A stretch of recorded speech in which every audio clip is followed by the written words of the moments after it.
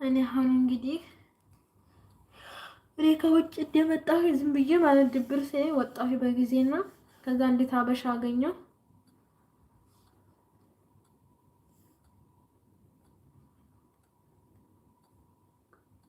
እንዴ የሚያምርባቸው ሆነ ኒቃብ ለማስወለቅ ኢትዮጵያ ዘመቻ ተጀምሯል። ምን ትያለሽ?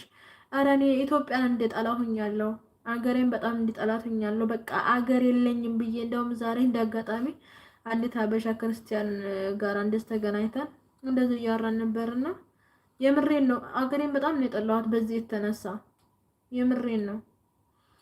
እና በጣም ነው የሚከብደው